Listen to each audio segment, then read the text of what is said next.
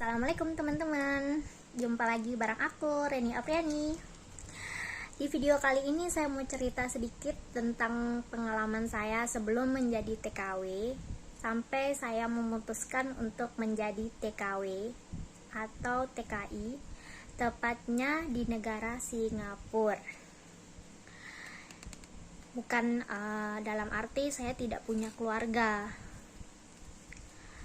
Saya masih punya ibu dan ayah, tapi karena kebetulan ayah dan ibu saya sudah lama cerai, tepatnya pas saya masih SD. Di situ juga ibu saya dan bapak saya punya istri, punya anak.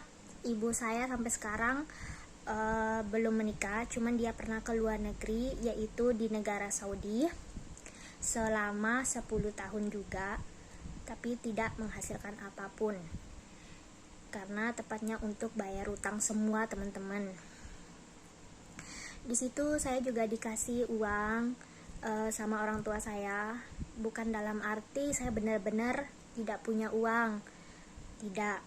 Saya itu dikasih tapi karena karena kondisi memang menginginkan saya untuk kerja menjadi TKW atau TKI luar negeri. Karena dulu ekonomi keluarga saya sedikit menipis. Saya dan ibu saya dulu tuh punya utang banyak banget sampai rumah mau diambil sama orang ya teman-teman. Jadi begini ceritanya.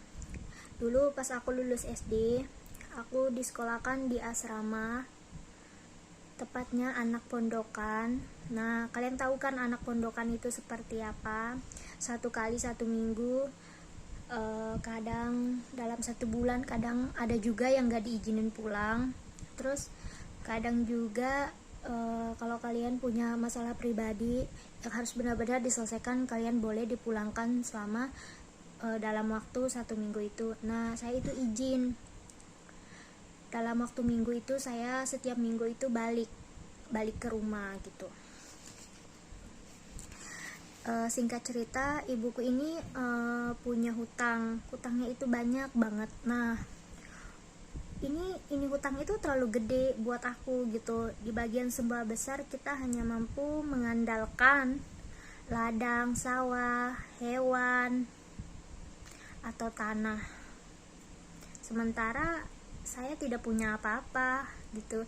Saya cuma bisa mengandalkan ladang yang tidak seberapa besar. Saya dan keluarga saya hanya bisa mengandalkan itu saja gitu. Tapi itu tidak cukup. Pernah suatu hari pas saya masih sekolah, saya setiap minggu gunakan waktu libur untuk bekerja. Sebenarnya di usia saya seperti itu, saya tidak perlu bekerja karena saya itu harus difokuskan untuk sekolah. Tapi karena saya tahu ekonomi keluarga saya tidak menjamin dan saya juga harus pendidikan gitu. Jadi saya ikut orang setiap hari Minggu itu, hari libur itu, saya itu pergi tanam padi gitu.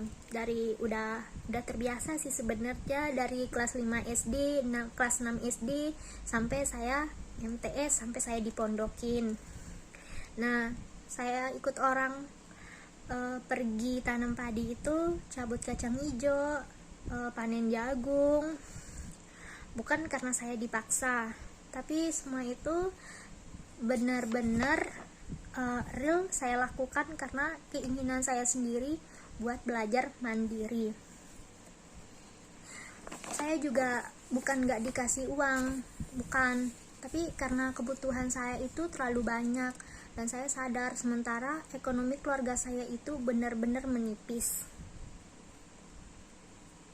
Singkat cerita, saya terbiasa dengan semua hal, ikut orang, kerja sama orang.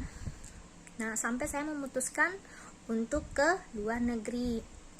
Pada masa saya masih duduk di bangku SMP.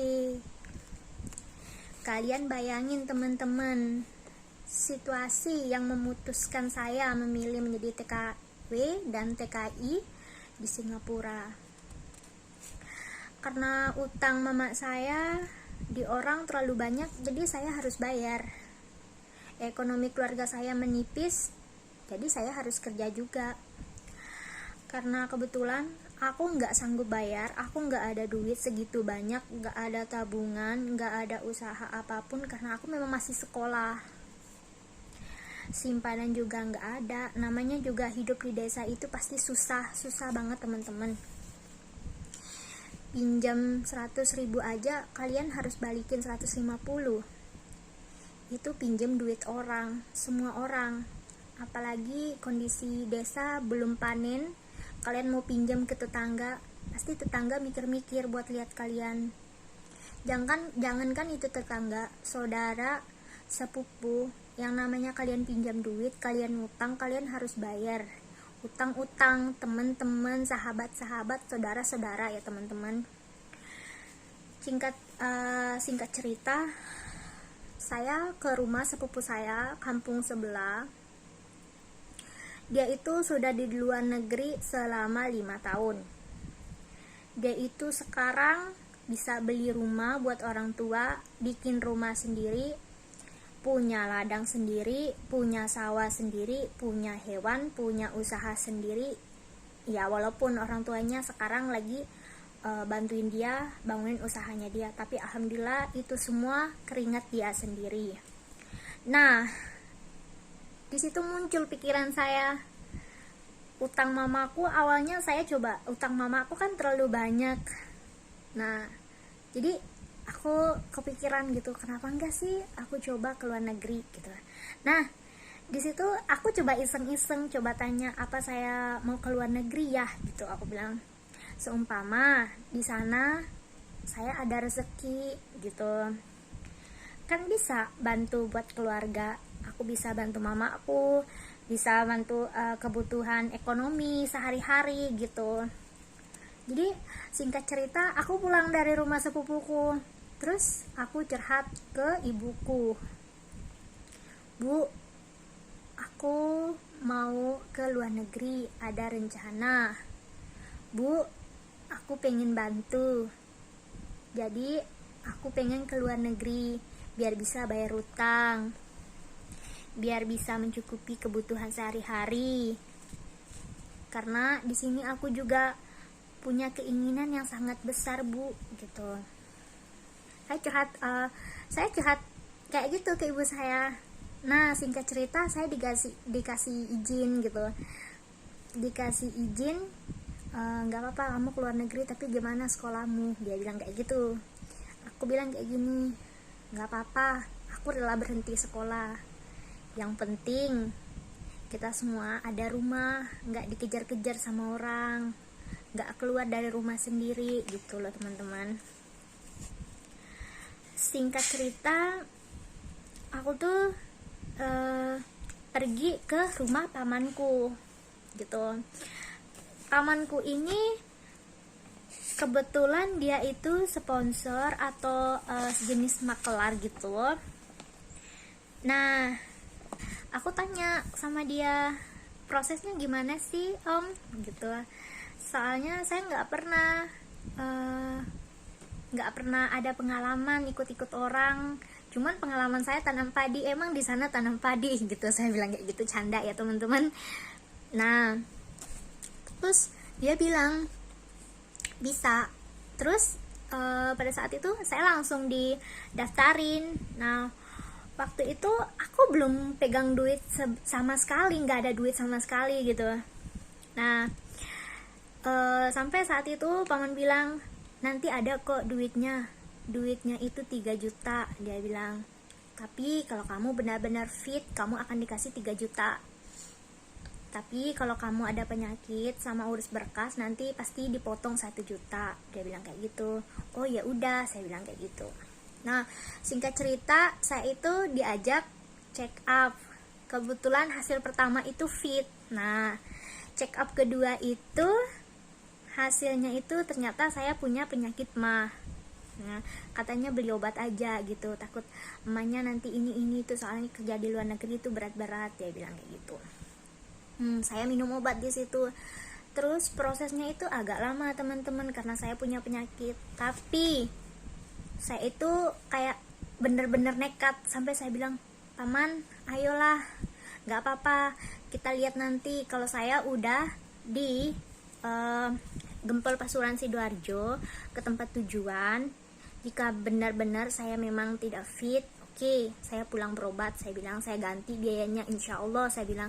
Tapi kalau saya benar-benar fit, paman juga harus kasih sisa duitnya, saya bilang, yang 1 juta. Terus di situ saya juga deal ya teman-teman. Nah, di situ saya mikir gitu, saya harus kuat, saya harus nekat.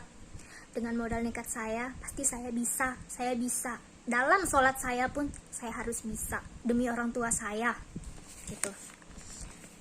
Jadi singkat cerita, aku diberangkatkan. Nah, aku tuh cuman modalnya 1 juta, itu pun udah aku pakai buat beli keperluan aku, barang-barang aku, kebutuhan aku selama di PT. Jadi itu semua nggak cukup. Sedangkan pas nyampe di Sidoarjo, Gempol Pasuruan Surabaya, baru dikasih yang sisanya 1 juta gitu. Jadi aku mikir, aku coba pinjam ke sepupuku. Awalnya aku malu-malu buat pinjam, tapi aku berusaha harus benar-benar dalam hatiku, aku bener pinjem gitu. Ya bukan dalam arti nggak dikasih duit, tapi itu kan duitnya buat di PT, buat waspada gitu, ada apa nanti gitu. Awal aku berangkat ninggalin rumah, ninggalin desa, itu aku cuman modal nekat. Aku berangkat ninggalin rumah itu bulan 10 2017 teman-teman. Tanggal 16 saya sudah di PT, tapi belum dapat majikan ya. Katanya harus belajar dulu, proses dulu, sama praktek cara kerjanya. Singkat cerita, waktu itu berjalan dengan sendirinya sampai saya dapat job teman-teman. Tanggal dapat jobnya itu tanggal 18 bulan 12 2017. Alhamdulillah. Tapi masih dalam proses. Tanggal pisah itu tanggal 27 bulan 12 2017 teman-teman. Itu pisah yang diturunkan sama majikan saya. Terus tanggal PAP-nya itu tanggal 17 bulan 1 2018. PAP itu kita dijelaskan arti-arti, terus kita dikasih pencerahan gitu di sana sama orang yang sudah berpengalaman. Singkat cerita, aku terbang ke Singapura itu pada tanggal 23 bulan 1 2018 teman-teman. Sampai di Singapura saya juga diproses, harus tes, check up, segala macam. Bahasa Inggris juga ada. Itu kalian sekolah 1 hari di sini teman-teman. Pas awal kalian di sini, kalian juga harus PAP lagi sampai di sini teman-teman. Kalian juga nanti dicek apakah benar, apakah real kalian menggunakan umur yang tepat, ijazah yang tepat, nama yang tepat sampai di MOM ini. Baru kalian dikasih sejenis KTP ya teman, atau work permit yang real asli kalian penduduk Singapura. Singkat cerita, saya hari itu belum dijemput sama majikan. Terus saya itu tinggal di penginapan atau tempat anak-anak sejenis agensi selama 1 minggu. Di sana saya juga harus bantu-bantu seperti masak, ngepel, ngelap, cuci baju, cuci piring, setrika, semua kalian akan dipraktekkan di rumah agensi. Singkat cerita, saya dijemput sama majikan saya itu tanggal 6 bulan 2 2018 ya teman-teman. Sudah sampai di Singapura, kurang lebih 1 tahun aku baru bisa bayar utang. Itu pun aku masih nyicil, bayar separuh karena masih dalam proses masa potongan gaji. Kontrak pertama aku nggak libur, terus alhamdulillah sedikit demi sedikit hutangnya lunas.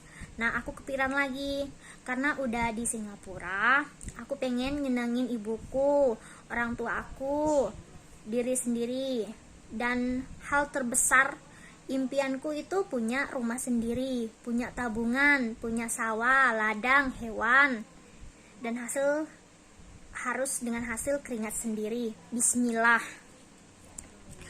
Dan sampai pada akhirnya aku itu finish kontrak pertama, teman-teman.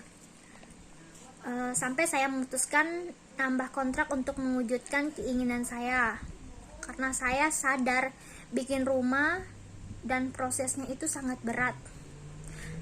Kenapa saya bilang berat? Karena kalian belum beli tanah, bahan, tempat. Kalian harus sediain tempat, bayar tukang. Ini itu bukan uang 1 juta, 2 juta, bukan, tapi itu puluhan, beratusan, walaupun rumahnya itu kecil.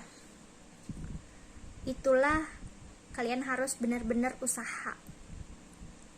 Singkat cerita, dulu aku sebelum ke Singapura, dulu pernah ada orang ngomong, orang tetangga, "Ala, kamu itu masih kecil, nggak bakalan betah di sana." Aku itu senyum, karena orang sana kuat-kuat, pekerja keras. Kamu itu nggak bakalan tahan di sana. Aku tuh cuma senyum.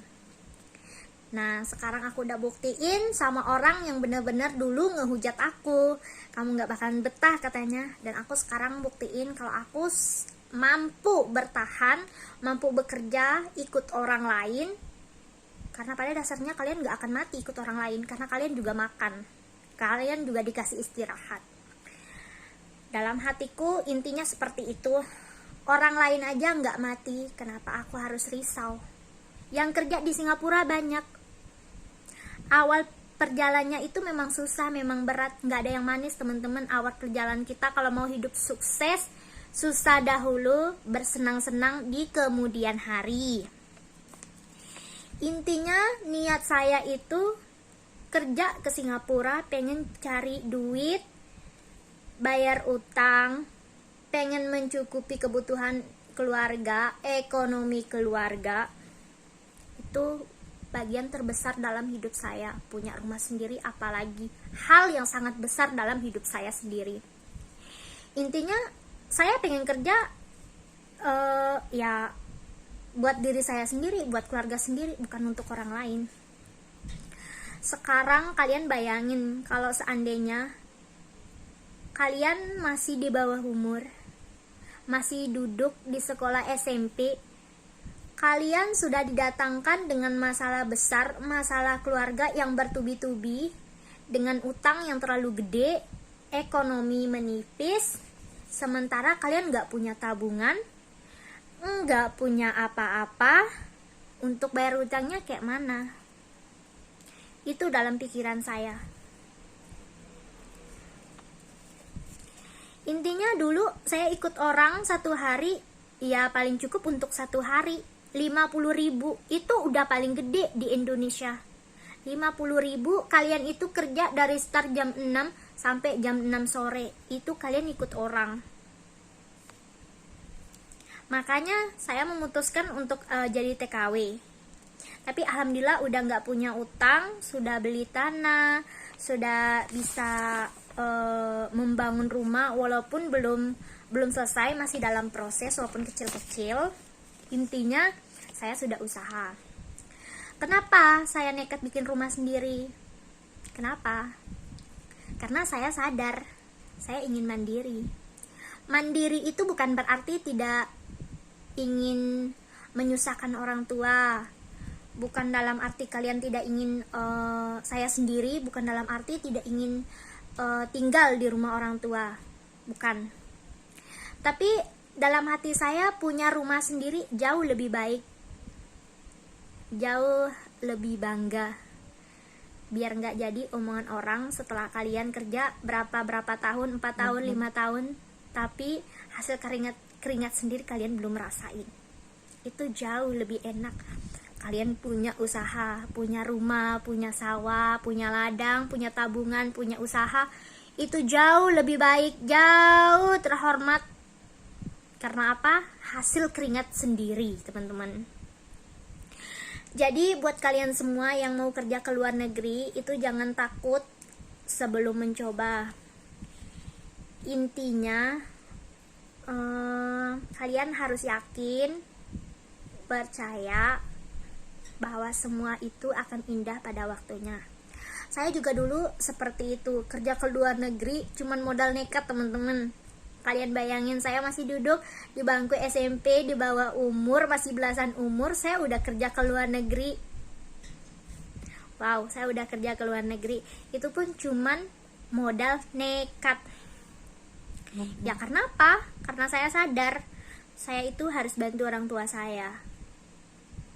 Harus berpikir luasa. Intinya singkat cerita seperti itu sampai saya finish kontrak, nambah kontrak. Sekarang ini saya sudah bertahan selama 4 tahun. Intinya bulan 2 tahun depan, bulan 2 tanggal 6 kontrak saya habis teman-teman. Masuk ke kontrak ketiga. Alhamdulillah. Aku bisa juga kasih orang tua, ya walaupun sedikit demi sedikit aku bisa bantu mereka. Terus aku juga bisa nyisihin buat aku sendiri karena masih dalam proses bikin rumah gitu. Intinya kalau kerja di luar negeri jangan pikir manisnya, jangan pikir enak-enaknya, jangan pikir jalan-jalannya, jangan pikir free-free-nya. Kalian harus mikir, kerja ikut orang itu nggak enak. Kalian makan tidur di rumah saja, duduk di rumah saja, kalian pasti capek, apalagi kerja ikut orang teman-teman. Nah di situ kalian harus ingat, intinya jangan memikirkan sesuatu yang enak sebelum kalian memikirkan yang susahnya. Intinya susah dahulu baru di kemudian hari bersenang-senang. Intinya cerita saya seperti itu teman-teman. Kalau ada cerita selanjutnya saya bakalan bikin video. Nanti kalau ada waktu saya akan tanya-tanya dengan majikan saya. Intinya buat kalian semangat. Untuk yang udah kerja di luar negeri, jangan lupa uangnya ditabung, jangan foya-foya, bahagiakan kedua orang tua kalian. Semangat. Assalamualaikum.